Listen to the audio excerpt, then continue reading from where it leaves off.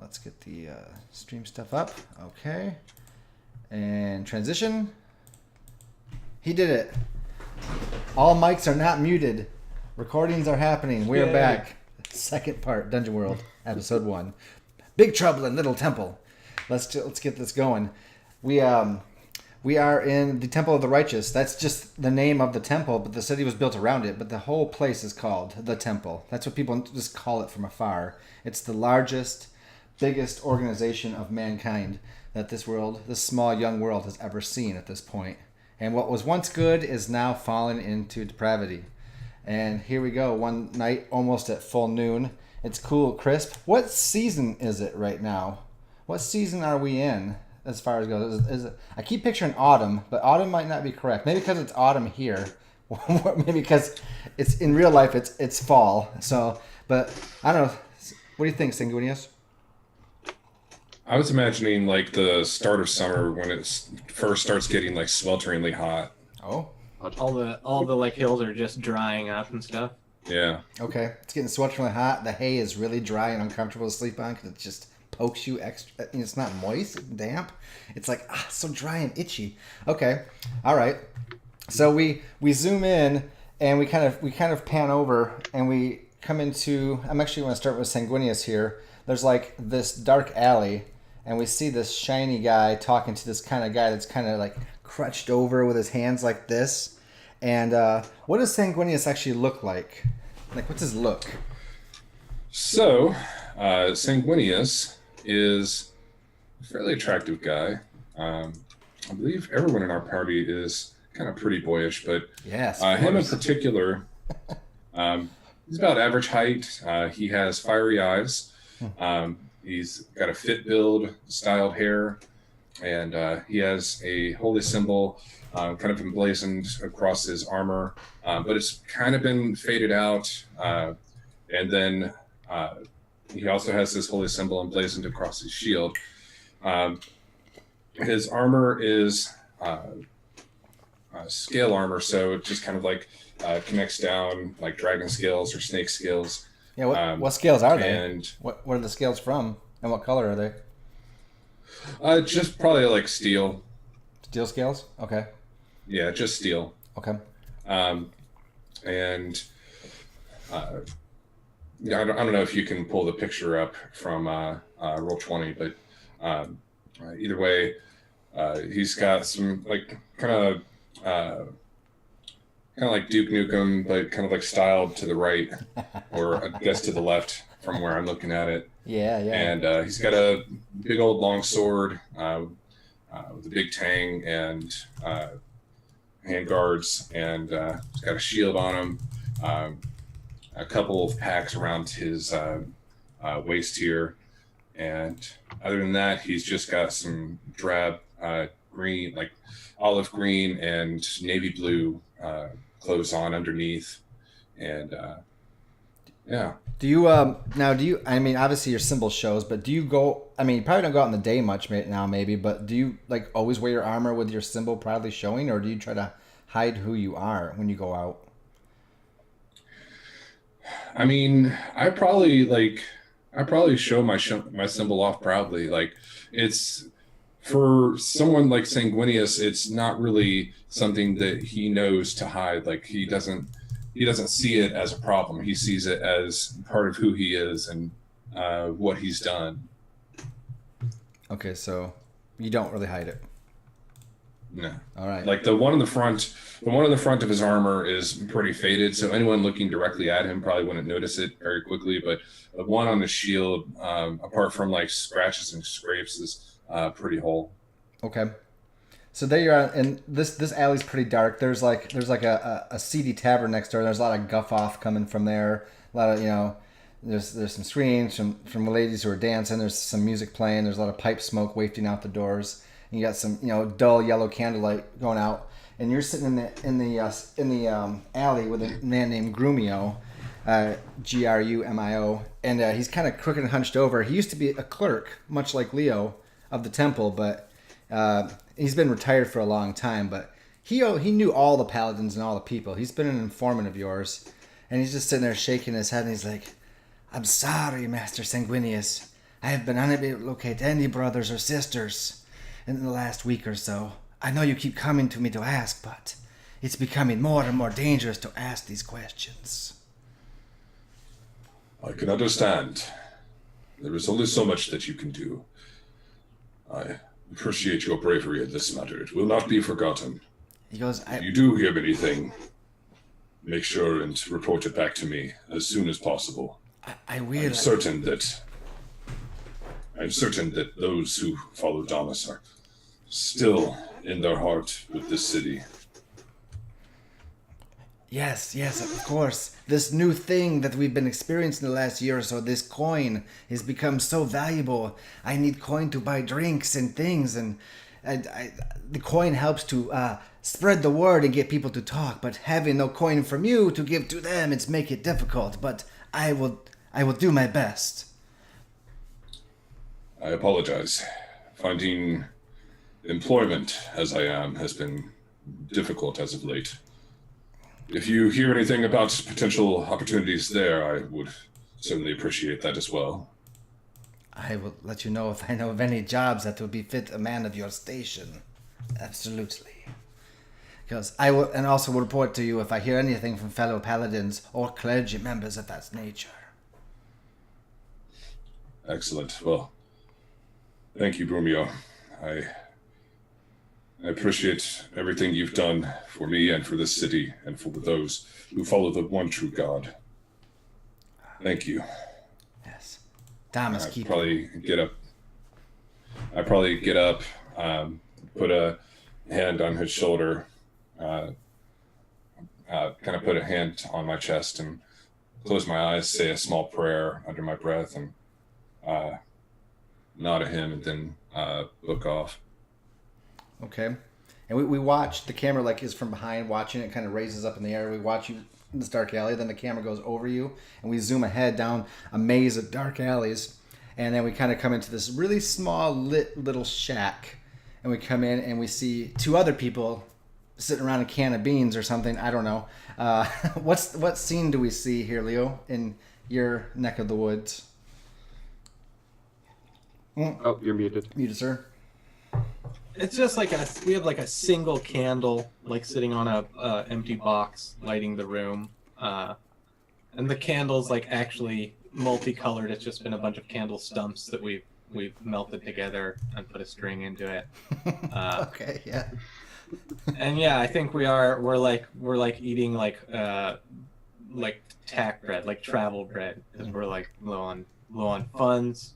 And yeah, it's pretty dark in there, but the light playing on me, showing sharp human features, got like kind of dirty blonde hair, just like starts at the top and goes in like every direction straight down. Mm-hmm. Pretty short. Mm-hmm. And not a very tall man, but the very short roof of the place kind of makes it look like I am, as I like pace back and forth, waiting for our paladin friend to return. Okay. So as we see you, one second, see you pacing, we kind of just, the camera just kind of goes zoop, and we look at the other guy across from you, Pedrin. What do we see here? What are you doing, and what do you look like? I'm just kind of sitting back a little bit relaxed. Not sitting relaxed, just kind of slouched, but kind of in like a more rigid, weird posture. Elves do that all the time. It's weird. They look relaxed, but they are relaxed, but they don't look relaxed, right? I don't know. It's like being tense, but also being relaxed. It's weird. So weird. I don't understand it. But I'm a human, so. But I am in a bit of a cloth garb. Typically in public, I'd wear a bit of a turban covering most of my face and only revealing a bit of my eyes and some of my ears. Mm-hmm. But for now, I kind of have that like under my chin, and I'm still wearing a bit of the turban around the top of the hair, but you can see a bit of a black hair with some specks of feathers within, and very deep amber eyes complementing the darker skin tone. Nice. And I'd say I'm about average size. I'm nothing like super tall or anything, and yeah. Okay. I'm just kind of watching him pace around. All right. Is that like classic desert garb for the elves? Would you kind of blend in with other like off-duty elves around in the city wearing like that kind of gear? Yeah, except they'd probably be a bit more heavily armored. I seem more. It's like they look more like soldiers, and I look more like a commoner of sorts. Good. Okay. And let's see, Sanguinius will be back there pretty soon. He's on his way back now. You're pacing. Any conversation happening, or is it just the pacing and watching the pacer? Is that? I'm like probably nervously chattering, Okay. and I'm just like, oh, it won't be long till the moon starts dipping down, and if it goes below the hills before he's back, I'm gonna start being worried. There's problems if he's not getting information, but it's even worse if someone's given out information that he's looking for information, if you know what I mean. Because once information about information starts circling back around, that's bad information. And I'm probably just reassuring him. He'll be fine, don't worry. I'm like probably biting my fingernails and shit. And I'm just like kind of watching you like, don't worry, he'll be here in just a moment. Right, well if he isn't, we go after him. Well, of course. And I think as on cue, Sanguinius. I've reinforced the door. It's got two boards holding it up instead of just one. Yeah, I think he's taken it off like 3 times, right off the hinges. Yep.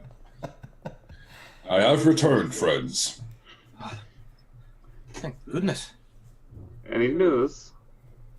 I am sorry about your door. I like how Mike tries to set it back. Yeah. onto the thing. That's fairly recent news. I have. How do you?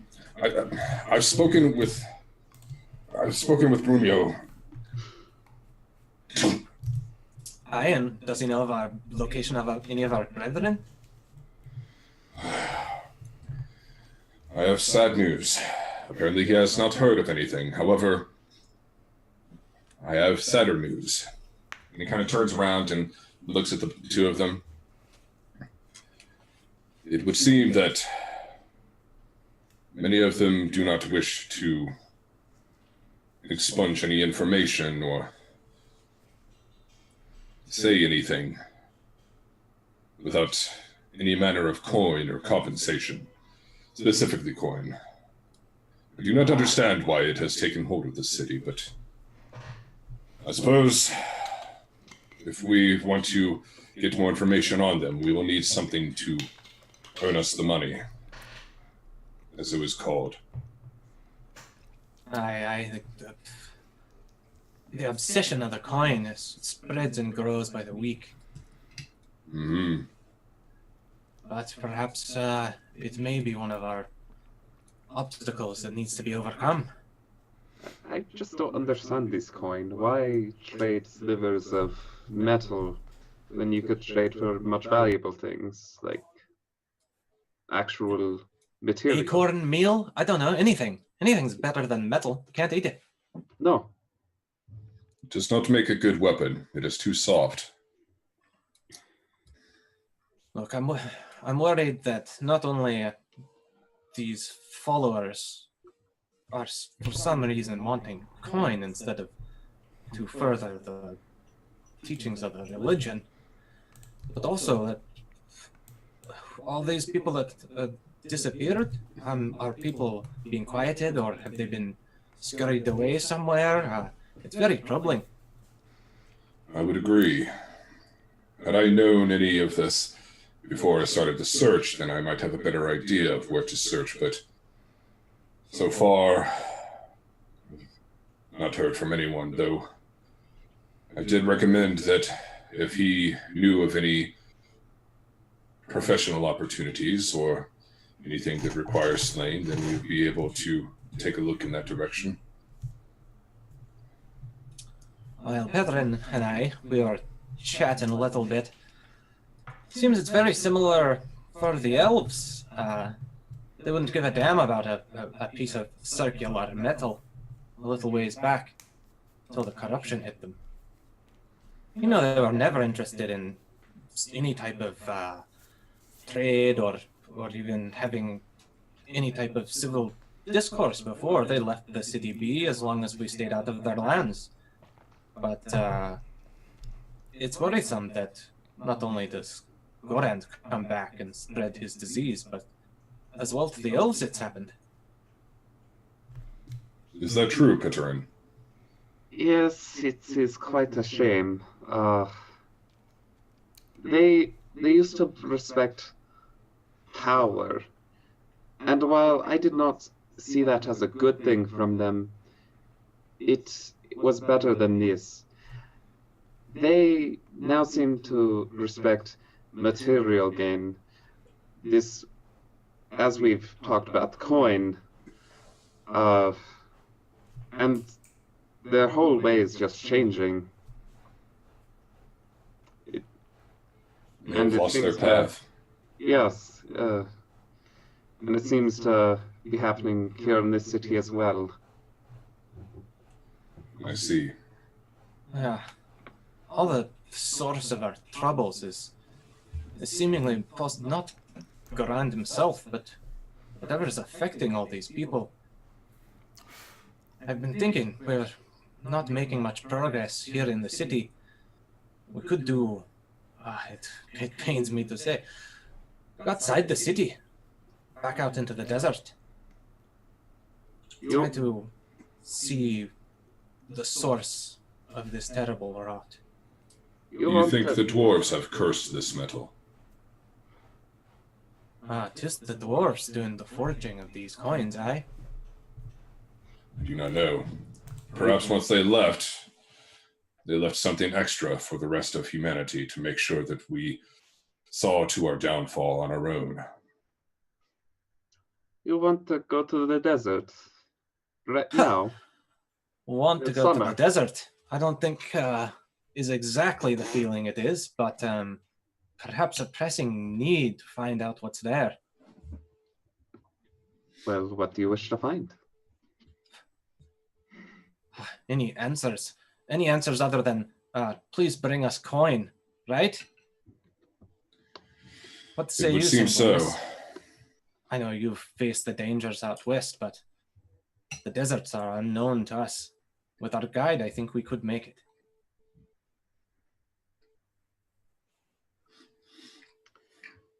Yes, Very well then. I could lead you around the desert. So, where are we going? Are there any cities out in there? Yes, not very many, but the main one would be found near the volcano within the Gilligax Desert. But what do you wish to find? Thing is, Gorman's got control of these elves.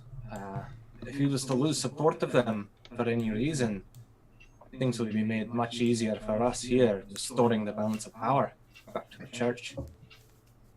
If we can somehow get them to return or turn away from this terrible greed. If they are motivated by coin, then should we not sever this source of coin for them? Perhaps we could Good points. attack, and he kind of puts his hand up to his chin like this. Perhaps we could attack one of the gold shipments. from Seize the south. means of production, as it were. Indeed. I do not know that we have the manpower to stop it outright, but if we hit up enough of them, then Okay, so as I was like working with a lot of money and stuff, I would have like connections in like the treasury, which I imagine like all my connections are like no longer getting back to me. Mm-hmm. Like I send in secret like a file piece of paperwork that has like coded messages on it, and I never get the replies that I should get. Sure. but I imagine that I would have pretty good knowledge about the source of where all the coin comes and like where it's stored for payment of the army. Like where's the Would this? Let's where do see. they store their fungibles? There's a, like the royal. Would this be like a spout Hoard. lore? Do you think? Yeah, since I'm not actually investigating anything. I'm just trying to figure it out. I mean, I agree. You'd be a part of that bureaucracy and all of that. The coins, being a clerk and handling the money, and knowing that there are mines in the south. At some place, they're traded with the humans and they're minted somewhere along the way, right?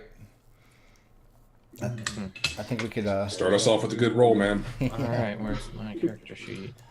Oh wait, It's a I wisdom gotta. roll. I had better transition scenes. There we go. All right, I did it. Oh, should we go through like the basic moves? Not bad. I haven't done anything like that in this game, but we can. And there's an 8. I see an 8. That's good. That's pretty good. So this is a 2d6 system with basically 3 results. 6 or less is a failure. That's bad. 7 to 9 is a partial success with possibly a consequence, and then 10 plus is uber success. And basically, I react to all those things with decisions, and we spout lore, and we make stuff up on the spot. So spout lore. Leo spouted lore. On a 7 to 9, the GM will only tell you something interesting. It's on you to make it useful. Okay, there are 2 major gold mines. Just if we go south from where we are now, we hit the southern hills, and there's small villages and stuff there. And then if you go further south than that, we hit the Dwarven Mountains. In the Dwarven Mountains, there are 2 major gold mines.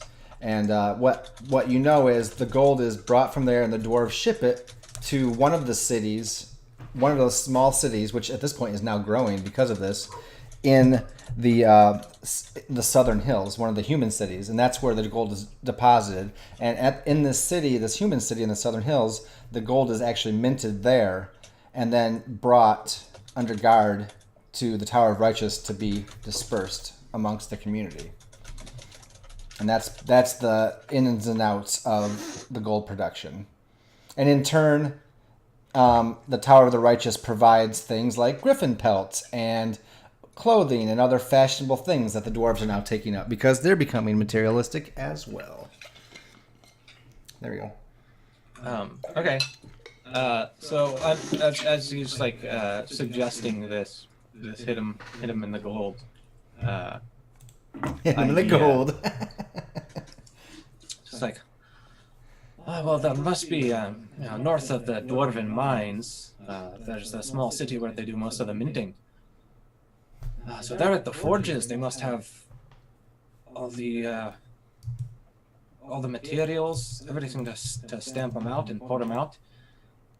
If we could somehow get our hands on them, get some of these straight to the elves themselves, they could start their own money printing and completely have their own economy separate from Gormand and not be completely reliant on him for every coin that slips into the desert. They could make their own, maybe they'd break their bargain working for him. Interesting. What's the Well, name? if we were to strike at that, then it would stop the flow of coin. They would not be able to get any more and would not be able to pay for these elven soldiers.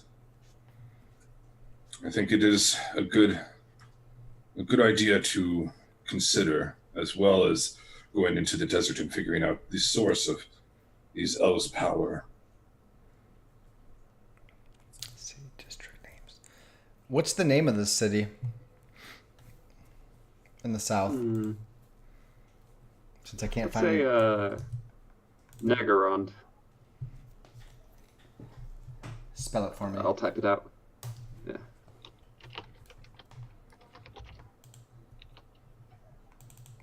Done. Negarond. This is because it's Well, if there is some way we can transport these coin printing mechanisms to the elves, that would be fine. Otherwise, we could just destroy them. But I do think it's a better idea to go south first, in case we can bring something to the Elven cities as a gift or some sort of bargaining chip, eh? I feel like that would be a good idea. Very well then. We should get some sleep and consider our path for the morning we leave. Very So well. perfect. And that's when you hear, Sir Sanguinius? Sir Sanguinius, are you here somewhere? He partially takes out his sword and he says, You know, kind of, he tries to open the door, but he remembers that he kind of like snapped it off a little bit and he has to like, It's not really hinging. yes. you see out there, and holding a torch, is Grumio. And he's like, Oh, Sir. And yes. you notice that it's become very quiet in this area all of a sudden. Because it's slums, there's still chatter, and there's nearby shacks and stuff, but it's become very, very quiet. And Grumio is outside with a torch, just the lights around him, and there's shadows all around him. And he's like, yes, sir, I found some people who were interested in talking to you. I see. Can it wait until the morning?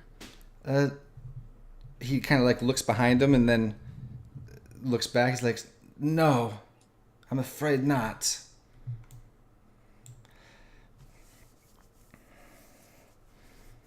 I look at the others and I kind of say, like, trying to be quiet. I'm like, should I let them in? This isn't really a appropriate meeting place for business. Why don't we try to bring them somewhere for a drink? I do have a few coin. Very well. You know best. Thank you. Tell them we will meet them at the bar that we were speaking at before. We will be there shortly. Me and my compatriots. And you hear him like start playing like, and then you see like he stops, like, and you see a flash of steel sticking out of his chest all of a sudden, and blood just starts pouring out of his mouth, and he's just like, and he falls forward. No! I rip open the door, and I'm gonna fucking leap into fucking combat. Yeah, and I rush out the door behind him. okay. With my rapier drawn. And I'll follow suit with my staff. As you come out and your eyes adjust to the dark as the torch hit the ground, you light up and you see seven people standing there, armored to the toe. You have like this dude in like plate armor, and you recognize him as Lieutenant Topaz, was once a paladin, like you were coming to become, holding this big ass sword, and 6 soldiers around him, 3 human, 3 elf. And they're just like, there they are. Finally, we found them. What do you do? Topaz, what are you doing? Cleaning up the They served riffraff. along with us. You decided not to serve along with us, and now it's time to clean you up. Big body filling well speeches then. here. As he draws like his sword, Sanguinius, I like take out one of my poisons, which are like applied by like a cloth onto a blade. Yep. And I Okay. just like wipe the serpent's tears poison across his blade as he like draws it out. Oh, nice. Okay. I gotta let my cat out of the room. She's being annoying. I gotta spoil the heightened part. Jeez. My cat. I tell you what. Anyways, so as he does that, you just like it ain't no thing. It's like the blade comes out and you're like wiping the cloth at the same time. And who does what next? I'm gonna start kind of circling a bit around, just kind of to the side. Okay. All right. Just kind of with my staff ready. I say. Okay. Oh, go ahead. I was just gonna say because 3. Okay, so the Lieutenant Topaz is human. 3 of the other soldiers are human, and the other 3 are elf. The 3 elven ones notice you, and they draw their attention your way with their shifty eyes. as they recognize your elven features, right? But go ahead, Sanguinius. Yeah, I'm my sword now dripping with probably a poison I've seen him use once or twice before, and I'm going to say, by my authority, you shall be cut down, heretic. Oh. There is no room in this world for you. And I'm going to lunge forward, twisting my sword as I go forward, and try to bash as a follow-up with my shield. Who are you attacking? I am trying to attack Topaz, unless there are people in front of Topaz. Nope, he's standing right. He doesn't seem worried. He's standing right in the front. It's his blade that has the blood on it from Grumio's, insides. Poor Grumio. Oh yeah, then I'm going straight for him. Oh, Grumio, wherefore art thou? Anyways. All right. Oh, so sad. hack Okay, and slash. so you're gonna go hack and slash on this guy. Yep. Sounds groovy. Better just switch over to the screen and keep it there for a bit. All right, so that's going to be my strength. Yes, it's plus strength. Should be able just to hit the little roll button, I believe, on your character sheet. Oh, snap! Right away. Nice. Right, ain't no thing. Hack and slash. Right, let's talk about hack and slash a little bit. No, Sure. we're doing it. Hack and slash. So Go ahead. yeah, I got a 12 on the roll, looking good. So what happens here? This is when you attack an enemy in melee. So if you Alright. fail, well, the GM just gets to decide what happens, which isn't like you get a candy bar. It's usually Right. worse than that. 7 to 9, You get a stale candy bar. you deal damage, and the enemy will deal damage to you as well. You just are fighting each other. Mm-hmm. But on a 10 plus, you deal your damage, and you have a couple options. Either you do plus 1d6 damage, but expose yourself to an attack, so you get like the extra damage, but still take damage. Okay. Or you can just avoid taking any damage whatsoever. And just Now you already have an extra. Oh, it's not actually an extra die. Because of the Serpent's Tear, you'll roll damage twice and take the better result. Is this something that If only you, goes? wanna, if you want to start trading damage with this guy, you could do extra damage. I'm not sure if we want to do that in a big numbers fight. Is the Serpent's Tear, is that effective? Like that's affecting the enemy, right? So for ongoing, like it's whenever you deal damage to him, Yeah. you roll in twice for Yeah. damage, right? Okay, all right, Yeah, it'll poison No. him once he hits him. gotcha. Okay, so here's a question for the future. Would it be my damage, your damage, or whoever is attacking him's damage? You roll your. It's whoever damages him. So if he took some sort of regular, environmental damage, it would get doubled. If I did damage, if I attack him next, it'll get doubled because it's on him. It's like a debuff for him. Yep. So Sanguinius, you roll your damage button, which is the D10. You roll that twice and take the better result, the higher result, basically, against this guy. So you can, but you have to tell me first if you want to also do an extra D6 damage, or. So I get 9 damage is my better one here, and I'm going, as he tries to attack me, I kind of parry and pirouette with my shield. The attack cleaves down the shield but doesn't do any damage to me, and I'm left open to strike at his side, seeping the poison into his veins as I kind of back up maybe a couple feet and prepare to attack again. All right. So you don't do the extra damage. You just do your damage and back up. Yep. Okay. So for 9, and he has some pretty thick armor that absorbs a good chunk of that. You strike him well and you hit him and it gets in there, but he absorbs it and he steps back and he just clangs his sword on his chest. He's like, "Is that the best you got? No wonder you're not a paladin." So, what happens next? 9 damage though. Oof. You hit him pretty good. I'm kind of trying to stay back. I'm hoping we can take down the captain and they'll break ranks. Okay. So I just want to try to aid Sanguinius in his next attack. Okay. I think that's doable. Is that So I'll do that. I want to just try to like cut off his belt, the belt of his pants or something with my rapier, Everyone's and like hinder his movement. the 3 humans are like watching this battle take place. The 3 elven guards have actually moved off to the left, and they're approaching Pederin. But go ahead, Leo. If you want to try to aid him, you can go ahead and roll your bond with him. When you aid or interfere, you can help or hinder someone else in the party. You can roll your plus bond with them, which everybody has, I believe, 1 bond with each other right now. Yep. So that's a 10. Boom. So That's a good. That's on that's a the good one. so basically Sanguinius's next attacker or whatever he does next gets an extra +1 added in there. Because Yeah. So what did you do, Leo, to assist to Sanguinius? You said I mean, it's mainly like feints with the rapier. the rapier. Okay. Because that's like most of the tactics of fencing is trying to trick them. With when you're not actually stabbing at them. Okay. So yeah, I'm like doing like fancy feints with my sword just to distract him, without even getting close enough to engage. So he's engaging with Sanguinius, and you come to the side. He's like, "Whoa!" And he kind of like jumps, and he's kind of like looking at both of you now, and he's got blood pouring out of his side. He literally could have just ignored me, and I wouldn't have actually got to him because I'm not close enough.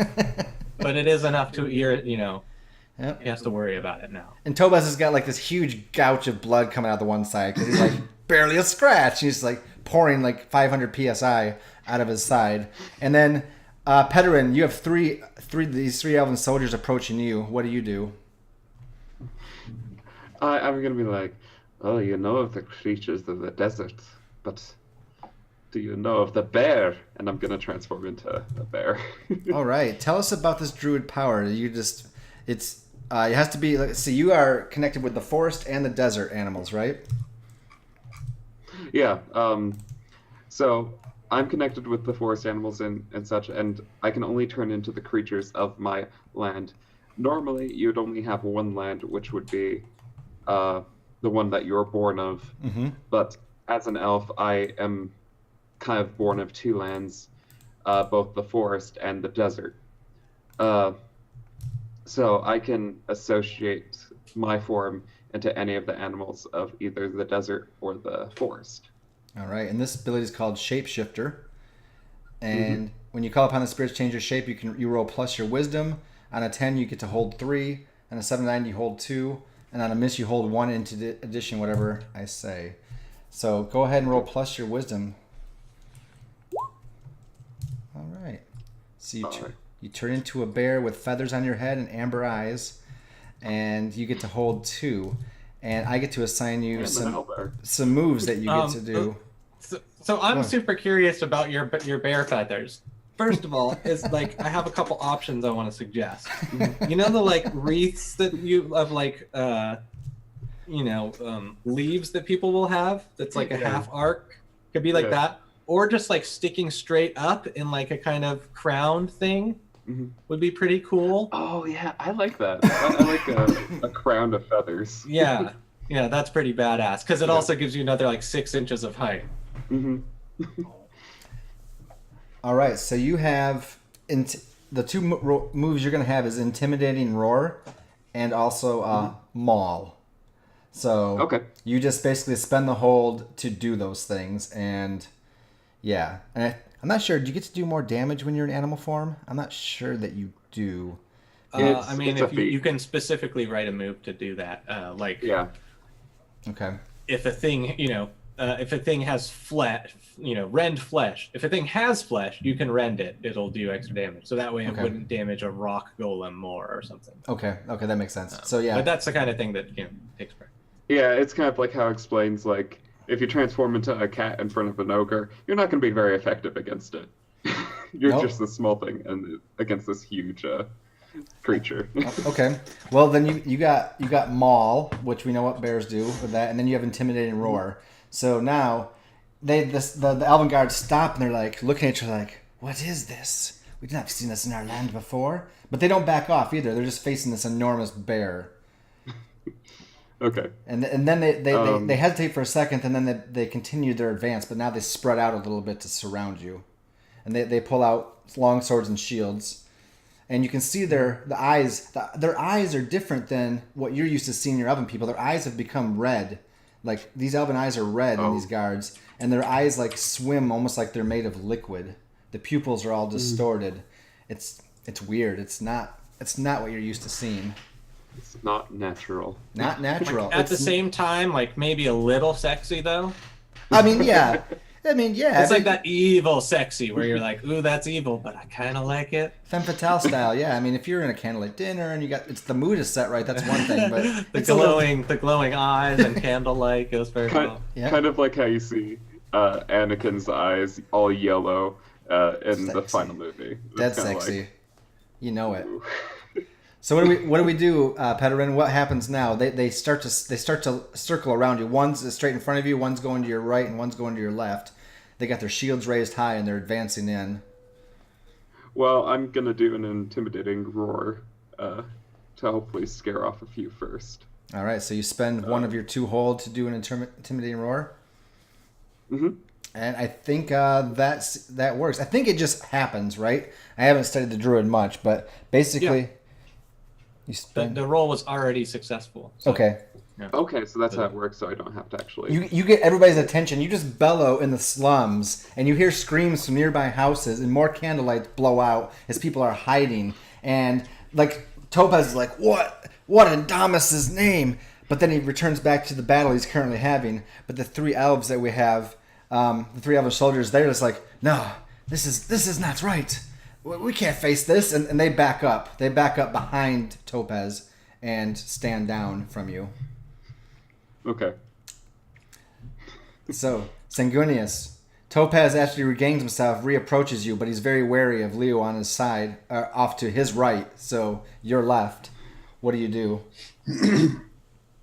I'm going, as he kind of like looks towards Leo's direction, I'm going to first bash with my shield and try to catch him off balance. Okay. And swing for his neck with my longsword. And I'm going to yell, I learned temperance. Clearly you have something to learn from that. Good. Now back that up with a 10 plus. Plus 1 on this. Oh yeah. Plus 1 on this roll for the aid. You can type it out, or Okay. you can just add it in After Effects, whatever you feel like. I'll add it in. I'm still not totally used to these sheets. Shit. Okay, so 9. it would be a 9. Okay. Yep. Alrighty. Let me jump back to my other sheet. Oh, there comes the train right on schedule. I might have to mute for a second. Hack and slash 7 to 9. All right. So we trade damages here. All right. Mm-hmm. So you can still roll. Go ahead and roll your damage twice and take the better result. Okay. 7. 7. You spout a bunch of blood from his other side. You got the chink in the armor, and then go ahead and roll a 1d10 plus 1 against yourself for his return damage as he comes down with his 2-handed broadsword and just takes you right on the left shoulder as you take 6 points damage minus your 2 armor? Or 1 armor? 3 armor. You have 3 armor? 3. Oh, nice. Yeah, because of my scale mail and my shield. Oh, your shield, okay. So, like, he comes down, like, you get your shield up just in time, but he comes down on your shield and slams it into your left shoulder at the same time, just enough that it's going to be at least a bruise, plus maybe a minor hairline fracture in your collarbone. Like, he hits you pretty hard. We haven't talked about hit points either, but I'm sure you are the tank of the group, so you have a few to spare. 20-something, right? Yeah, I got 25 here. I got 72 hit points. I'm good, just whatever. But when I do see him like now trading blows, like I don't want the others to like get too uppity. So I'm going to try to defend Sanguinius by like I just get like right up against his back so no one can circle around, like ensuring that it's still just the one-on-one battle and no one's going to be able to get to him. Okay. Topaz yells at his soldiers to get around, and you're just jumping the defense position. Are you actually going to roll a defend move here? Yeah. So I roll plus con to defend a person, place, or item. What does it say? Person, Right. item, or Yeah. location under So attack. I'm doing a person in this case. Okay. And bring up my Theo sheet. And it's plus con, Plus which con. isn't bad for me. Ooh, you made it. Okay, partial success. All right, hold 1. Right. So that means I get hold 1, which I can spend to redirect an attack from him to me, or I can half an attack's effect or damage, or I can open up the attacker to an ally, giving him +1 forward. It's really good. Yep. Or I can deal damage equal to my level, which is 1. It's not that good yet. That becomes more but I am effective later. And that's you can choose to do that whenever, right? Whenever it's appropriate to do so. Yeah. Spend that And I'm still doing like odd maneuvers. Like I dash towards the house as if I was trying to get inside, so that they start running in that direction, and then like spin back around, and they're left like scrambling. You got like Larry, Moe, and Curly here with these 3 human guards as they try to circle around, and you just lead them on a wild goose chase. I don't say Scooby-Doo style, but like around these other shacks and up and around. And like, if we're gonna do a little action movie world touch here, like it can be a little exaggerated, right? We're not gonna. Sure, yeah. Maybe Absolutely. remember I said I don't have any glass in the windows? Yeah. I do the thing where you like dive in the window, but then I kind of grab the edge and just swing back around out the front door. So they're all trying to go in the window, and I'm already like outside again. Yep. All right. So they're chasing you. They're trying to close with you. They're unable to. Let's see. They try to go around. So you still have the defend to hold to use whenever you can jump back in. So Leo is kind of wild goose chase. Sanguinius, Pederin. Go ahead, Pedro. Yeah. Well, they're kind of focusing on, because I also want him to have this kind of duel with him. So I'm gonna assist Leo a bit, and while he's kind of distracting them, moving around and everything, I'm gonna get behind one of them and maul them. Which one of the human guards? Yeah. Okay. What's your damage? You roll a d6. So it's like one finally runs out the door, the next one, and then the third one comes out, and you're just like, Yeah, and then I just emerge upon them. Suddenly bear. Okay. You can you get one of one comes out, one of the human guards comes out, and you spend I'd like the whole... to imagine, right, that these elves have never seen a bear, and they don't know what one is because they're from the desert.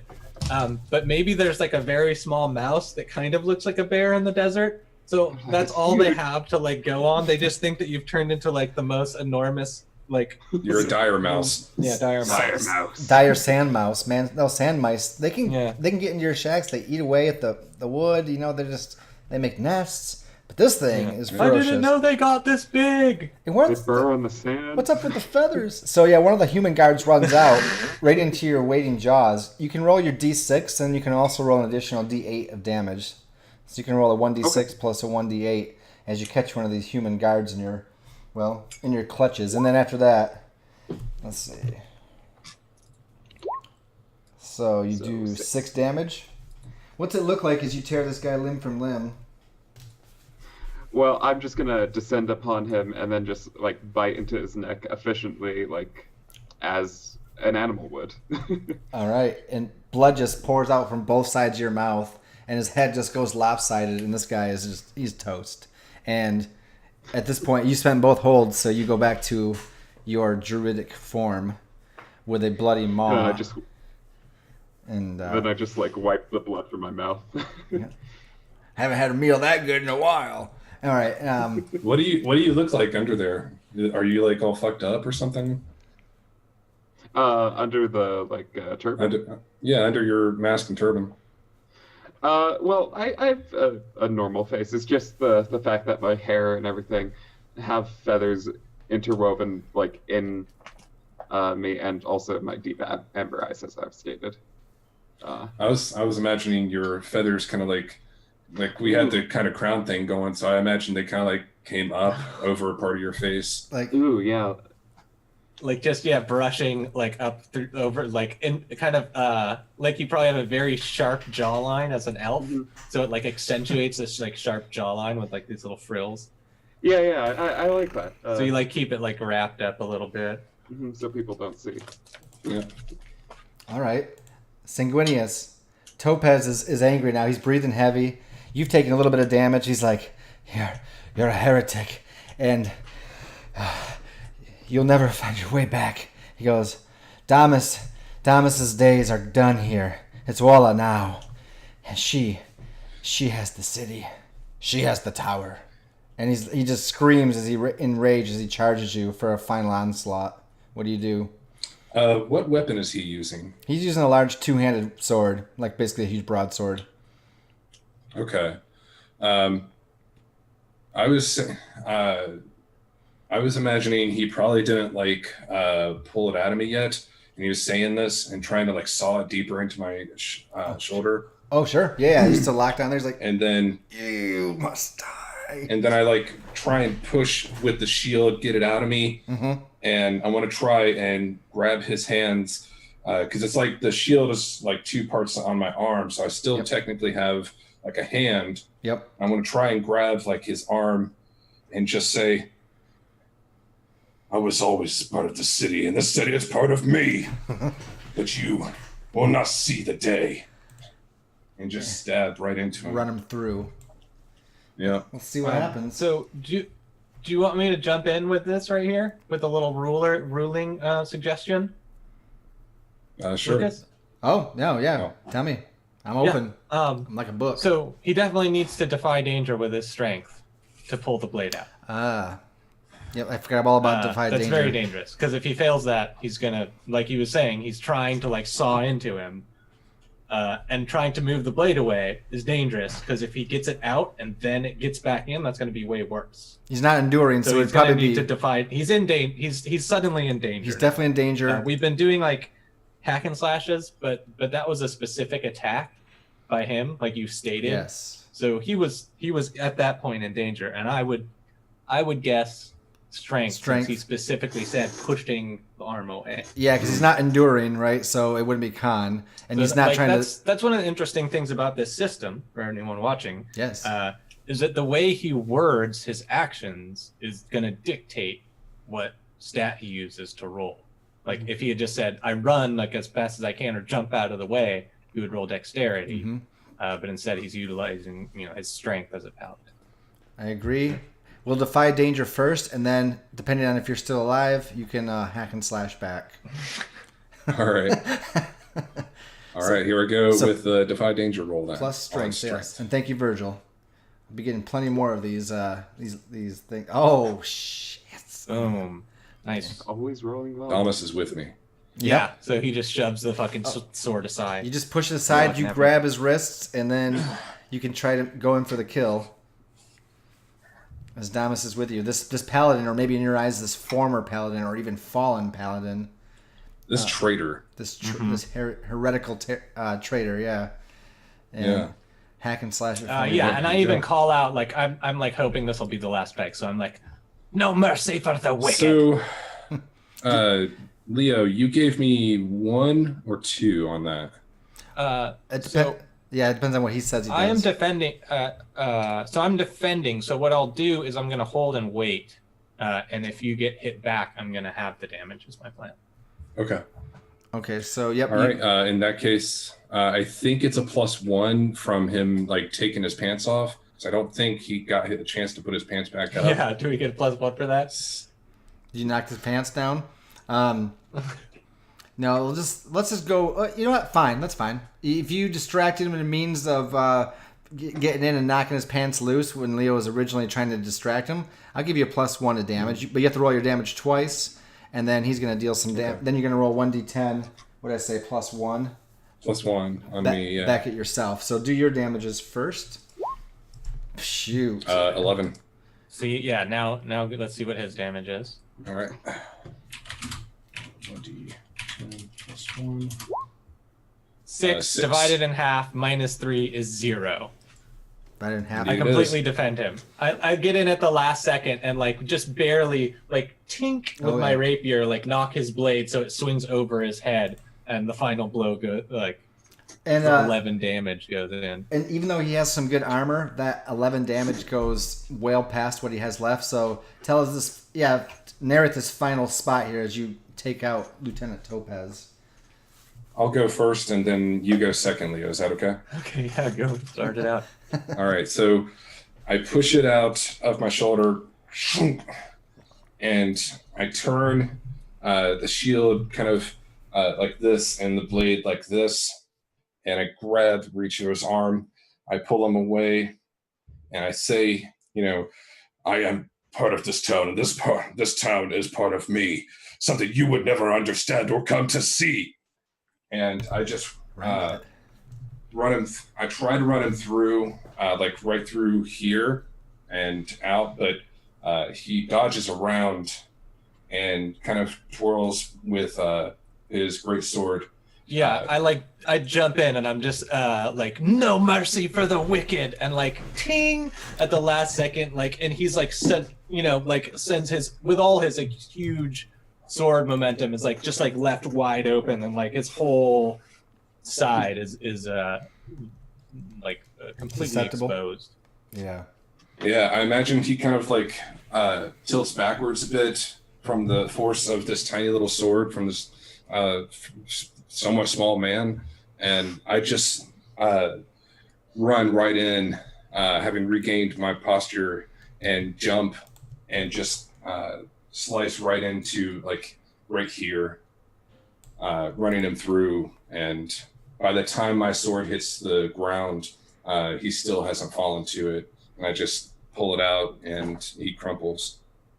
I'm gonna grab, as soon as he crumples, I'm gonna grab him and like pull him back towards like the doorway. So I've got like his slumped body.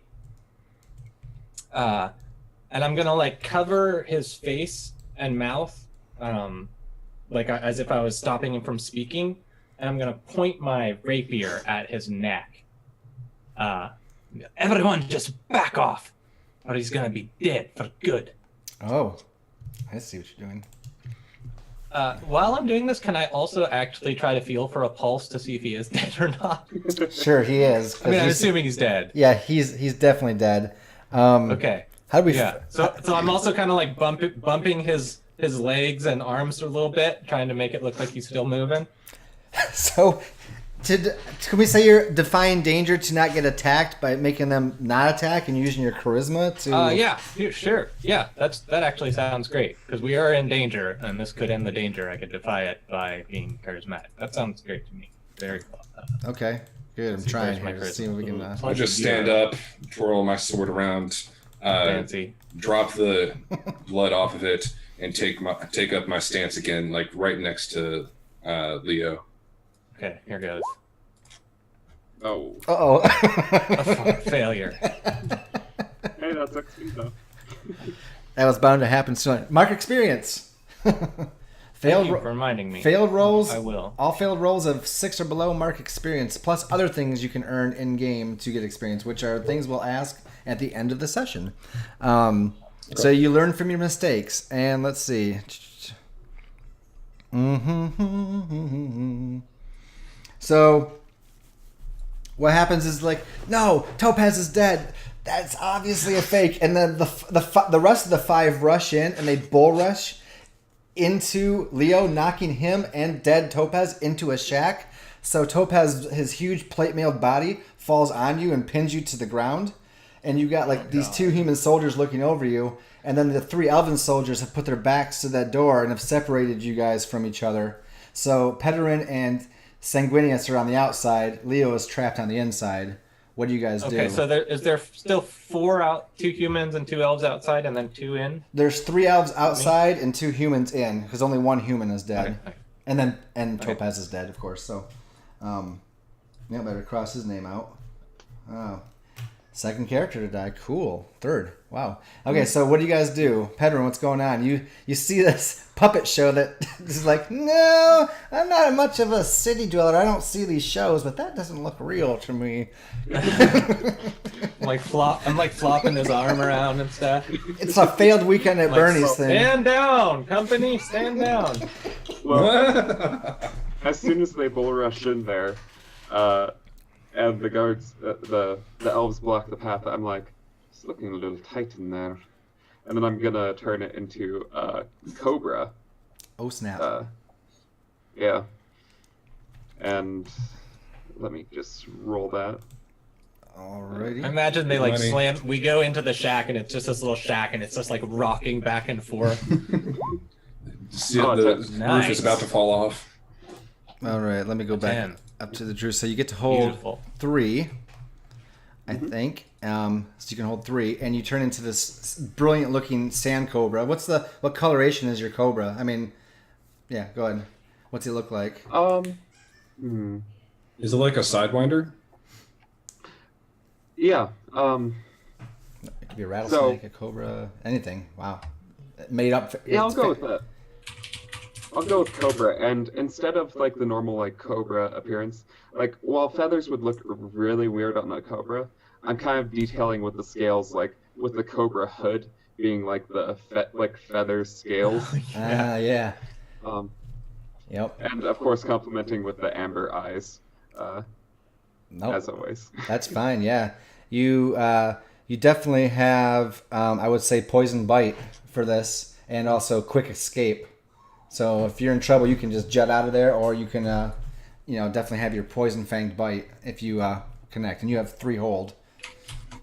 So Now, what I was wondering is, could I like quick escape past the elven guards into the shack?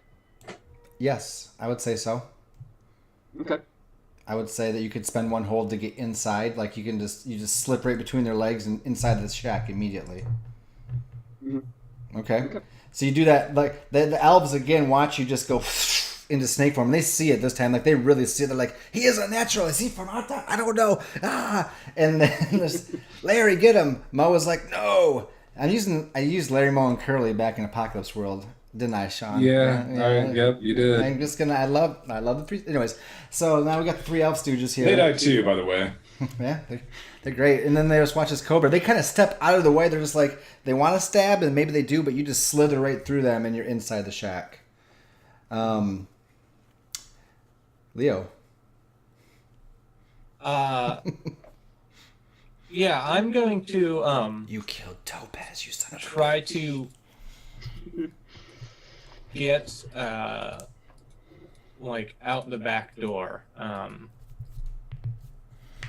or like out of a window, because I don't want to be in these close quarters. What I would like to do is run and like grab either like a windowsill or something, and like swing directly up onto the roof of this. Oh, I see. Yep, grab I it and can just draw do my the bow. whoop. Yeah. So I think maybe defy danger dexterity to get out from underneath Sure. Topaz's body, and then Yeah. up through. And then past these guys. Yep. Okay, dexterity. Let's see how I do. Good. Boom. Perfect. Yeah, so I like swoop through this small opening up onto the roof, and I sheath my rapier and draw my bow, and like point it down, like waiting for one of them to like poke their head out or anything. Okay. Yeah, like as you're swinging too, like you just jump and you can feel like the air of the blades like trying to stab into the space that you just were, and just like, and you just swing up and just like as you're swinging and landing, like the rapier's gone and the bow is out, just like total like badass ninja style almost. Like where did this clerk? Where did he learn these things? Total going from Bruce Wayne to Batman style here. Sanguinus, you're cut off from your bro who got cut inside. You see the snake slither past. I am. They're distracted for a second. I You am. have 3 elven guards that are like just a wreck right now, but they're pissed, and they turn back to you. Yeah, because there were still the human guards too, and they kind of just rushed in. So I've just been like pushing them back. Like I have a pretty large kite shield going Sure. on, and I'm just trying to push them back and strike where I can, very like Sparta style with my sword. Okay, so you engage in melee with them. Yeah. They engage back with their long swords and not quite buckler shields. They have maybe like kite shields, but not as large as like paladin style that you have. Yeah, so you may roll plus strength whenever you're ready. All right. That is a 9. So they trade. So you can roll your damage once against. Are you attacking? So you're kind of attacking all of them. I mean, I would attack Whoever I have an opportunity on, I guess like the center dude probably. Or Okay. no, actually, I would probably go from left to right so that I don't get flanked by two of them. So I'd probably attack the dude on the left and try to take him out first, and then go towards the right. All right, roll your damage and then roll a d6 plus 2 against yourself as they all are attacking back. Okay. That is a 2, unfortunately. Ooh. They defended well. They worked as a unit, and they suddenly came at you, shield walled up, pushed a block aside except for the last guy, and Yep. So that would be 2 damage for you. 5. Yep, -3, so 2 damage to me. Okay, they still peeking back and forth a little bit. Not bad, but you hit Larry on the left there, and he's looking pretty bad. You chop up and like you hit him right in the collarbone area, and it just you feel his bones crumple there, and his shield just drops to the ground as he's no longer. Oh yeah, I forgot to see if they had AC. Oh, they do. Okay, yeah, duh. Of course they would if I say they have armor. Anyway, so yes, Pederin. These elven guys, you see the 2 human guys. They like stab at Leo as he gets out from underneath the dead lieutenant, and they stab at him as he swings out the window. And they're just like, "Drats, where is he? You go for him. No, you go. Fine, I will. That's right. I'm seniority." So one guy starts to crawl through the window, and the other guy is standing there with his back to you. What do you do? I mean, they think they're all right, but then all of a sudden they just hear a hiss behind them, and I'm just gonna strike the first guy just directly in the back with my poison bite. You hit that. There's like just a little bit like the armor goes down their back, and there's just an open spot just above like where the base of the spine is. Just a nice soft spot like that muffin top fat right in the back, right? And you strike it. Yeah. And I'm not. I haven't looked at poison, but I was just thinking about doing extra damage. Oh no, there's poisons right there. It doesn't give you much though. Let's see. Just roll an additional. Okay, yeah. So you can roll your damage plus an additional D4. Okay. So 5. Nice roll. Yeah. Thank you. Oh. And Oh. 9. Nice rolls. Damn near max damage. Okay? So poisons do different things to bodies when they take effect. What does this guy look like as the poison claims his life? Can we do a round? Can we do like each person gets to say one thing that's happened, and then we'll just go around until they're done. Would you Like we'll start with like what's the first effect, Neko? Oh. That we would notice when Sure. you bite him, Yeah, right? yeah. I'm okay with that. Well, he would start to lose lose motion control in the area where I bit him, and since that was near the spine, that'd probably be lower half of his body. Yeah. And then his eyes dilate fully, right? And then what happens next, outsider? I think his body, from his legs up, just starts not like getting into stone, but basically freezes up, and it starts paralyzing him completely, and it just starts falling over. Neko, you're next. And after that, he just kind of starts spurting up blood because it's just starting to congeal and everything, and Yeah. Ooh, Yeah, he starts nasty. like it's like blood and then like foamy blood. Ugh. And then you can just see all the like veins in his body turning black as he slumps over. I think that's pretty good poison. yeah. I think it's very good poison. I mean, he basically when he lost bodily control, I could see him pissing himself, and then he's just like, I can see everything so clearly, and he just crumples over like a stiff board. Boils over like a pot of pasta. Yep, that's pretty sick. Yep, there it is. All right, this guy pokes his head out the window. Yep. Is gonna get an arrow loosed at him as soon as I see his little hairs. Yeah, Get biggity bopped. I don't think he's expecting it either. So I don't care about his cover or anything. So he sticks his face out, and you volley arrows, which is Okay. so a volley would be the range attack, and just like the hack and slash is the melee attack, right? So So it's with dexterity With instead dex? of strength. roll plus dex then. 7 and 9. Let's see. Choose one, whatever you choose, and deal your damage. So you have to Yeah, I will. Which is D6. you have to move and Dragon bow is get the D6. shot placing you in danger of the GM's choice, or you have to take what you get, minus 1d6 damage, or you have to take several shots, reducing your ammo by 1. I'll say that like he doesn't poke his head out enough, maybe. So I have to like do a kind of side flip off the roof, like back down, into more like melee range Okay, you to get the shot.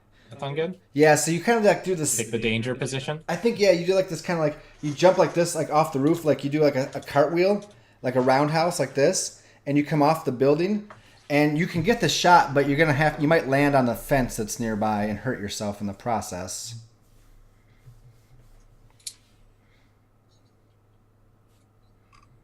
Okay, let's. So you can Nice. 6 damage. Ooh, all right. And Beautiful. I think you you kind of come down hard under the fence and do D4 to yourself, but this arrow is like bypasses this guy completely, right through his eye. Like it's just like it doesn't. It looks like action movie. Well, I think that dealing damage is a little bit severe when the rules say placing you in danger. In danger. So like if I'm in danger, I should definitely have a chance to defy danger before any damage is Oh, dealt. okay. Then I like the fence idea, but you can. 'Cause that's No, you're right. yeah. Well, It doesn't I mean, I should be having a chance to avoid have a chance to avoid the it. Yeah. damage. No, as, thank you. As I'm now in danger. Defy danger with Dex. Then. I think it's more that so- you're challenged with danger rather than having to avoid it outright. I still like the.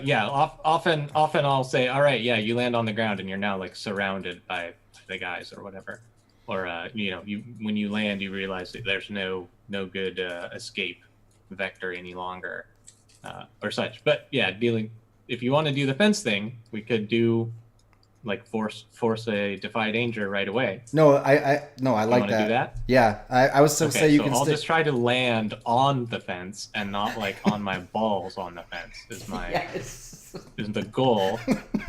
So that's what we're establishing happens if I succeed, is that none of the balls touch the fence and both of the feet.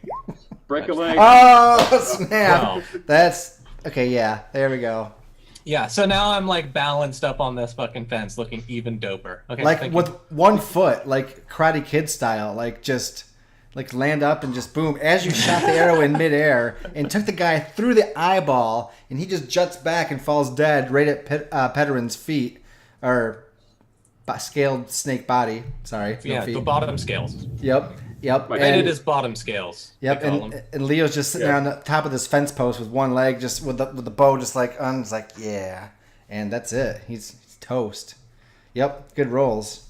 These are good rolls. I like to think that his bow is like on his knee, like he goes like Yeah. this just to try and aim it better.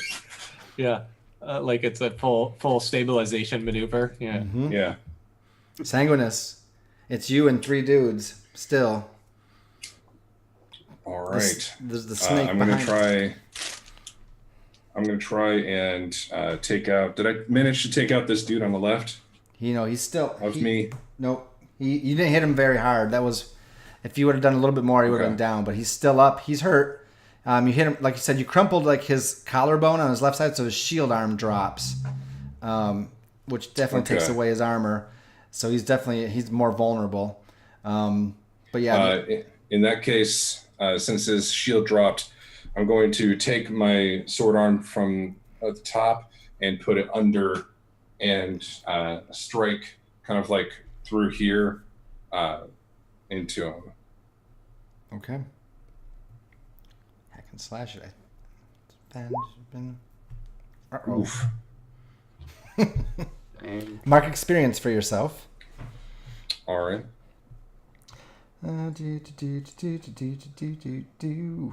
All right. So you go down and you try to get him, but one of his buddies is like, no, and he throws his shield in the way, and they actually uppercut with their sword, and your sword goes flying out of your hands behind you about 10, 15 feet and clangs on the ground, leaving you with just your shield. Okay. All right. Rough. Yeah, I guess. Yeah. That's pretty rough. That's my only real weapon other than these. The spirit of Damas is your true weapon. This is true, but I don't have any abilities utilizing that strength. Oh yeah, I mean that's your true weapon that is forthcoming. Sorry. Anyways, Right. What's next, Yeah. guys? I think I want to leap like back up on the roof from the Fence. like fence post Mm-hmm. and try to like lob my rapier down to the paladin, which Okay. would be like a tiny little toothpick in his hands. Okay. All right. I do like the throw in like Princess Bride where it like sinks into the dirt, like right next to him. So Super improbable. Somehow stab a rapier into the dirt. is this something we would Bro. do, or would he defy danger to not get hit by the sword, or would you defy danger dex wise to throw it in the right spot? I mean, I don't think it triggers anything just happens. at Yeah. any point. Yeah. That is. I would say a if defy you danger go through on your Virgil. triggers, someone just throwing something to an area next to a person doesn't really trigger anything. Okay. I like that. Pedrin, you were saying something. Or you're next. Yeah, Let's see you. On hearing the clanging of the sword, I turn around and realize that he's been disarmed. So I'm gonna focus my attention to the only people remaining, and I'm trying to think if there's like a little ledge to climb, because I kind of want to climb it with my snake body and then just kind of wrap around one of their necks and then just bite into their neck. You can just climb up. Like up like there's like a little overhang with some posts like holding it up, so you can just like spiral up one. Yeah. I mean, if you're And then- gonna do your poison strike, you can just climb up and just strike and spend your last hold and do the damage. Mm-hmm. Yeah. Which one do you pick? There's 3 guys with their backs to you. The one on the right is damaged with no shield, and then there's the middle and the left guy haven't been touched. Who do you choose? I'm targeting the middle guy. Middle guy? All right. Yeah. Roll your damage plus a d4, spending your hold, and then you, I believe, return to druidic form. And roll some awesomeness. Whoa. Dang. Damn, Some this good snake poison. rolls hot fire. All Yeah, right. once again the process starts. Yep. The horrible, terrible disintegration, right? Oh, yeah, you get him in the neck, and so the guy's head just like, and then just there's blood foam and just everywhere, and drops to the ground. And both the guys on the side look down at him like this, like what? And then there's just like this druid crumpled looking back up at him, like all elves, just having this moment in time, this bop. Yeah, I use that, and there we go. While they're distracted, I grab the rapier. Yep. And just in like one swipe, I keep my shield. I put my shield back up, and I grab it and like slice at the dude to the left here. Which is great because rapiers are definitely piercing weapons, but you use it like a slashing weapon because that's what you're used to, and you're just like, whatever. Yeah. It's I it's think- a metal I stick. can't remember. Is it that do you have like the items open? Because I want to check for rapier. I think it's that you can roll either dex or strength. Is that how they work? strength will be higher. Weapons. Because I think that's why I took it, so I could use it with my dex, which is better than my strength. But I'm not sure if it was like you have to use your dex It or says- you could use either. It has Oh, that's it has like the a- precise tag. So precise is it rewards careful strikes. Use dex to hack and slash with this weapon, not strength. Yeah, so you have to use your dex Okay. because it's a All right. rapier. I do it anyways. Roll Yeah, dex. you here. still slash with it all the same, Yeah. but try to it's be still doing the precisely slash. slashing. And which one did you attack? The wounded one? The one on the left. Oof. Oh no. Another weapon goes flying. Okay, so My mark rage quenched. experience, and All right. when you clang off him and look down at your hand, you find that the rapier is broken. It snaps. Just like snaps it off on a shield. You're like, damn, Yep. that thing is weak. You snap it off right on his wounded shoulder. Like he hits it just right, and the rapier just breaks. And you're sitting there like, it's got this much. And like, now it's a dagger. Yeah, toss it down and swing it around in my hand and try to stab with it next time. Go ahead, guys. Okay. Leo? You still got your bow? Yeah, by now I've definitely got another arrow ready to loose at this guy, and I'm going for the wounded one. The wounded one? Absolutely. Yeah. You gotta definitely... Oh, snap. Oh, beautiful, Oh. beautiful. Let's see what I get for this. That D6 heights. damage. That heights a lot, actually. Volley at 12, 10 plus. You have a clear shot, deal your damage. Man, I guess he knew I was there since I threw the sword, so no extra damage, no sneak. I would say not. Like, Or they backstab. saw that come, yeah. I mean... Yeah, I had already acted from the roof. So yeah, just 2 damage on him though. That's okay because they look up for a second, but then as he looked up at you, he watched the rapier come up, bounce off, and he's like, and then there's something like an arrow blossoming from the front of his throat, and he's and just falls face first on the ground. And there's just this one elven soldier left, and there's a druid behind him, Sanguinius in front of him, and Leo on Overwatch. And yeah. What's up? Can we try to tackle him and disarm him? Like I'll yell it from the roof, like get his weapon, and like try to do like a leaping tackle. Sanguinius will not. Oh, you won't let him? Yeah, that's right, huh? Yeah, So have to kill him. I tackle him, right? Meanwhile, you're just walking like steadily towards where your sword is. Right? One of you can try tackling. No, but I still have this little fucking piddly Dagger. white dagger in my hand, and I'm just walking towards him. I see you flying over me, probably like step on me to tackle him. Yeah, you like get the shield up so I can do a little run off. Sure. So what's happening? yeah. Is he going to try attacking or are you tackling? What's happening? I'm tackling him, which is just going to be a hack and slash anyways. Can it's I gonna- assist him? I was going to say, yeah, you could roll your bond with Leo and then provide an assist. Because while he's kind of midair, I'm gonna try to kind of get his feet, because I'm kind of crouched down, kind of with my staff Yeah. down on this one guy, and then I'm just gonna swing my staff from under his feet, and then just kind of make him an even easier target to be tackled. Yeah, you know what? In which case, I think it's like we're trying to get him to the ground, like I was saying. So I don't think I'm going to damage him. It might just be a defy danger to not hurt myself. I could see that. So you could do...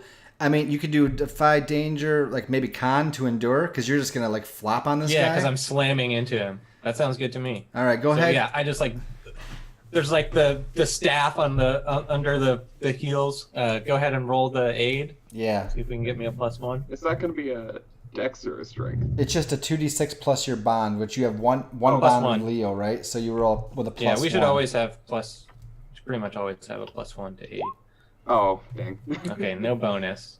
No bonus. XP? Let's have, get my con roll going though. I have okay con.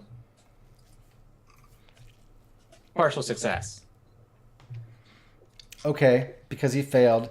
You can tackle him just right, but you're gonna fall and both of you are gonna fall on Pedrin and it's gonna hurt him. Or you can glance off him and take the guy down, but you're gonna hurt yourself, Leo. Yeah, I think it's fine hurting him. I was trying not to, so it's a fine. Okay, Pedrin, you get Punishment. crushed slightly for 1d4 damage, and that's minus your armor because you are. I think you have some hide armor on, so you either take 1 or 0 depending on what you. Good. So yeah, Is it 1 point you're gonna take then? Yep. not bad. I'm gonna take This full elven damage. soldier is down. He's disarmed. He's pinned, and the three of you are standing victorious over him. Yeah, I'm basically holding his arms at this point, and maybe someone's maybe the Taran's holding him down with the staff as well, so he can't really move. In that case, I just start walking right up, and You I traitors! swing the dagger back around, and I grab his arm and just start stabbing and stabbing and stabbing and stabbing and stabbing So, until he dies. This is a no take prisoner, is what you're saying. So as you're approaching him, and they're holding his arms and legs down, and they probably know you by now. He's just like, not only are you heretics and traitors, but now you're murderers. You're and it just blood. Wow, we have 8 people dead, 7 soldiers, and poor Grumio. Alas, poor Grumio. I knew him well. And the 3 of you are a bloody mess. Mostly not your blood, though. Mostly all types of other racial blood. Elves and humans. Yeah. Congealed blood of. At which point I think it's a tactful maneuver for us to grab, like, I have my backpack, full of gear and my adventuring gear and all my other shit. And I just grab it and we like, You can... Yeah? They do have I run inside, grab my shit. You can grab your stuff. I mean, if you need a new sword, you definitely have a long swords here for the taking, and also a 2-handed sword if anybody's feeling crafty. And then they also have, the Lieutenant Topaz himself has plate mail, which is a 4 armor. Now Sanguinius has really good armor, but that has his symbol on it, so that's up to him. He's about the only one that could use it. I'm just gonna take a long sword from one of these guys, and that's about it. Okay. I'll put that on my sheet. Yep. I'm going to say they don't deserve to wear that armor. You should bring them inside so that the others do not see them. I do not think we will be able to remain at your home. I am sorry. It's a shithole anyways. Come on, drag them in. Do you guys... and we drag them inside, yeah. drag them in your shed, or We're on maybe that the shack you were fighting in? Just pile them in there? No, we just drag them in my shed. Okay. I mean, it's fine. We're not coming back to this fucking shed. I think that's true. Okay. One day I'm gonna get my job back, Lucas, okay? And then I can rent a nice apartment uptown. Yeah. I plan on that for you. I hope. I'm a fan of you guys. I hope this is going to happen.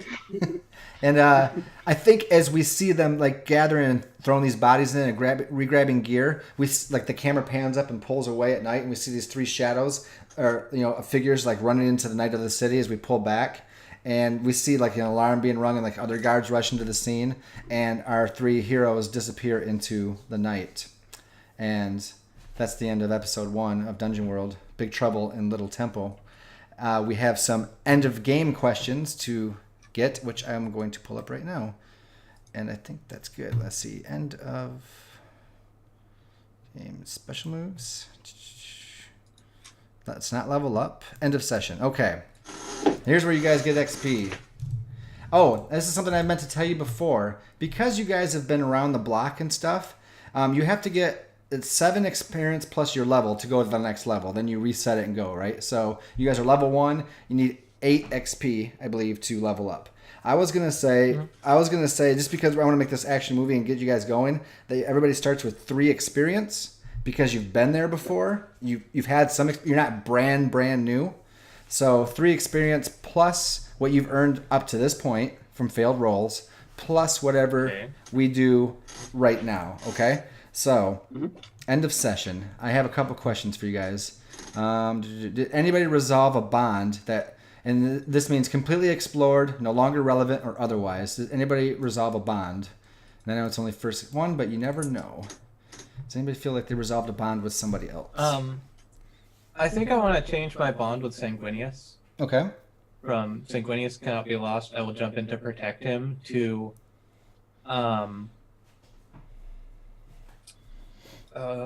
it's a hard one to word. It's like if I need information, I can't have Sanguinius around. Interrogations. Because you can't quite... Yeah, something like Sanguinius is grounded from interrogation duty. All right. So if you maybe like Sanguinius is simply too violent and cannot be trusted to keep his interrogation prisoners long. Yeah. Sanguinius has no mercy. My prisoners have to be kept safe from him. Okay. Sounds good. So did you resolve this other bond then? Or like yeah, I think the other bond is no longer going to apply, so I'll just still have the 1 bond. If you think it still can because work, I say if you think it can Yeah, I don't- still work, you could have 2 bonds with them. I mean, unless you don't want it, that's up to you. Because I was thinking you guys could have. I think I was switch it out. Okay, just switch it out. Yeah, I think it goes with play a lot. Like he took out most of these guys, took all the hits, and was still just standing like a champion. So I think after seeing him post return from his missions, like in the Westlands, like I'm much more impressed than I had been previously at his prowess. For sure. All right, so no bonds resolved immediately, which, it's first session. We're getting used to the characters in the story. It makes sense, right? So, if a filled alignment at least once. Okay, so did anybody fill their alignment, do they feel, once this session? Yeah, definitely sanguineous. Yeah, I definitely did. You denied mercy to a criminal or unbeliever. Yes, you can mark an XP for that. Okay. Leo was avoid detection or infiltrate a location. We didn't quite get there yet, I don't think, but you tell me otherwise. I don't think anything's applicable. And I wanted revenge from those that scared my homeland and disturbing the natural order. Ooh, that was a pretty good chunk of revenge, because that was the guard captain, right? Yeah, and also the fact that some of the people who kind of betrayed my land got some pretty violent deaths. I am going to agree with that. But I mean, also, you saw the corruption in the eyes of your fellow homelanders, right? Which is unnatural. So either way, whether revenge or unnatural, I would say mark an XP for that. Okay. And then I have 3 questions to ask, and if we answer yes to any of them, everyone marks an XP. And you guys, if you say yes, you just have to tell me what it is. So, did we learn something new and important about the world? Yeah, we learned lots of stuff. As Yeah. we always do during the first session is always a given. Yep. But like right away, like in the first couple minutes, we like learned that all like creatures have a mystical, living, spiritual representation of themselves Yeah. somewhere in the wild Yep. in the world. And which we've I think named is 2 of really them. cool. We've named 2 of them so far, so that's good. Yeah. Wiggle. Oh, you're muted out, Tyler. Yep.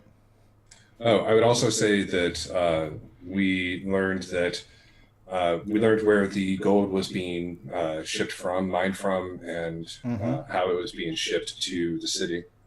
All right. Yeah. So XP. 1 XP for that. everybody there. And then, let's see. Did we overcome a notable monster or enemy?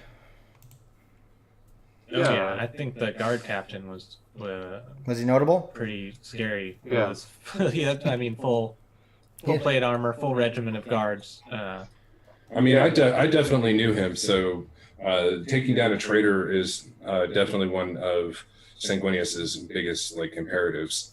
Okay. Yeah, especially as a former paladin, like a true traitor. Yeah. All right, so that's 1 XP. And then last one is, did we loot a memorable treasure? And I'm gonna... Yeah, there's that broken rapier. That's fucking epic treasure. We got that now. Did Outsider take the armor? I forget. I have not, no. I wouldn't say that was because- memorable. I already kind of thought I knew the answer would be no on this, but I'm still open to listen. But I would say no on that last one, because I don't think it's just plate mail. There's nothing special about it. Nothing special about the weapons. If one of them was like maybe magical or something, then yes. But it's our first session, so no one gets to have like cool junk yet, right? Yeah. That's like a rule or something. I don't know. Just kidding. What up? I do level up with not congratulations. this question, but the last Nice. question. Yeah, I'm 6. 6. Okay. Oh, 7. So there'll be all right. So you guys are definitely all will be at level 2 by next week, I would say. Hopefully in game with some minor. I don't know if there's a minor failure in this game. There's not. 6 minus is just like world's ending. Yeah. Well, we rolled really good today. So Yeah. that was ridiculous. Like, we rolled Special really damage. well. Jeez. that was Hey, Zircon, what do I do to level up? So first you tick your level up 1. Okay. Then you put your XP back to 0. Yep. Because you actually spent your XP. Okay. And then your XP out of 8 should have changed automatically. It didn't, 9. but It's the XP I have to get to change to 9. Yeah. And let's see. Yep. Then you are going to increase one of your stats. Okay. Yeah, By 1. by 1. Yep. Yeah. All right. Which one are you gonna then choose? You choose a 2 to 5 move from your class. Okay. And Which kind of makes level 2 a bigger deal, because at level 5 you're choosing from that same fucking list. and I think you get abilities as a paladin. And the thing is, these I do. these typically come after you have a good night's rest. But I'm gonna say that like the next time we pick up will be like a new day. So you've gotten somewhere, you hid out, you hid, right? You rested, you licked your wounds briefly, got to heal up a little bit, and it's like the next day or even a few days later, right? So go ahead. Interestingly, you're not allowed to increase anything past 18. 18 is max. Yes. Okay. Yep. Thank you. So +3 or whatever is max rolls. I think the highest I can go is 17. I think I'm going to increase my strength to 17. All right. That was quite a battle. I mean, you got tested with that sword bashing down on you and just pushing it away and stuff like that. You really got some good battling, and then that might increase your strength.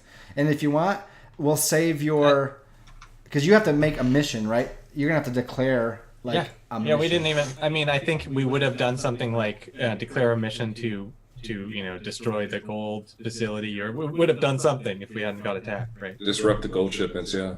So Something like that. We'll talk about it. I'll roll for next time. Like this is for the paladin. We'll declare your mission.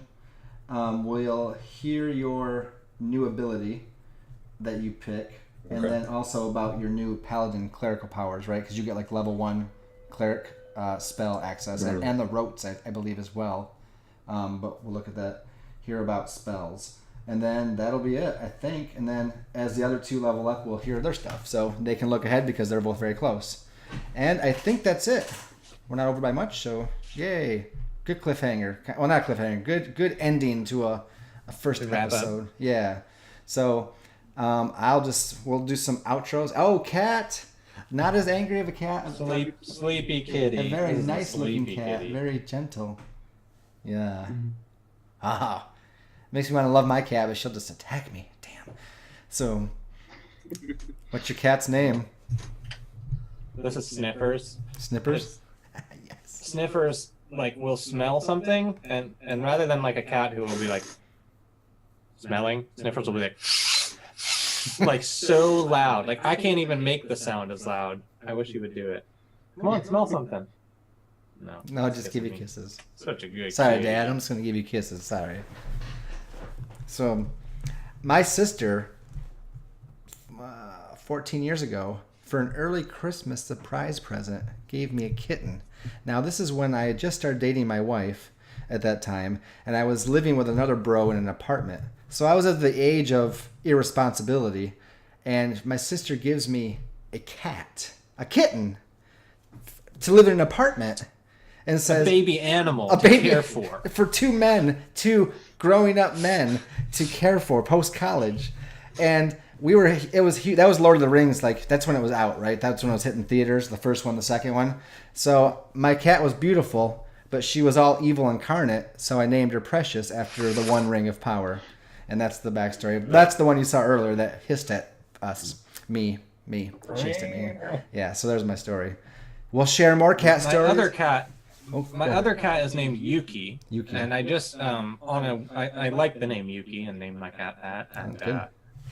And then I just looked it up yesterday. I was like, what does Yuki mean, I wonder? And it means happiness. Pup. Like, happiness. It's my little kitten of happiness. How cute. Is the cat full of happiness? Yeah, I have very good kitties. I'm Good. super lucky.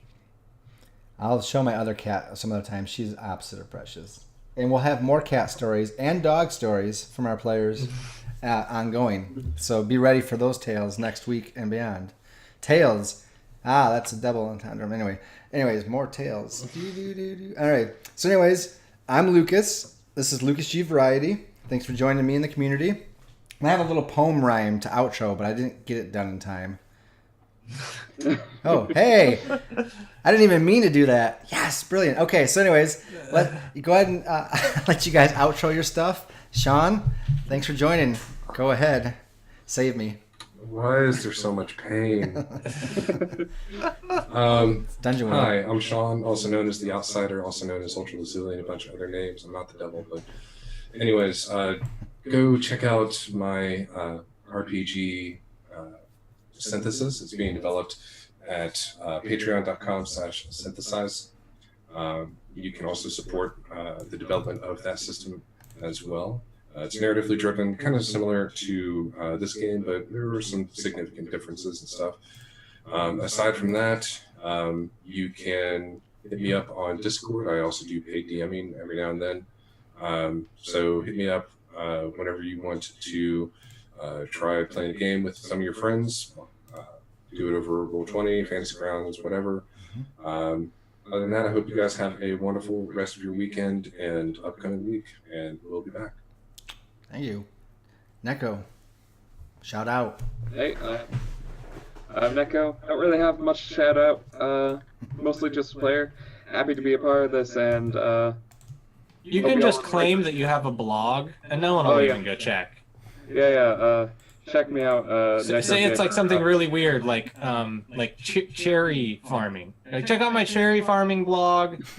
That makes you sound active. Yeah, check out my Dark Souls blog. I just love Dark Souls. I just talk all about it. That's all I talk about, really. All right, Dark Souls it is. That's fine. Thank you very much, Virgil. Oops. I also don't have a ton going on the internet, but I do at least have a little bit of music up there if people want to check out what I'm doing with my jams. Fanburst.com/Zircon5 is holding a bunch of my music right now for listening and some downloading pleasure. And a lot of those tracks are Creative Commons licensed for people to use in YouTube videos or broadcasts. Nice. Yeah, so go check those out, everybody. And thanks to Lucas for having us. Thank you. Thanks to my players for playing. Thanks for that people who are watching, either now or in the future on YouTube. Thanks for playing, and I'll have my paragraph of poetry next time. So until then, we'll see you later.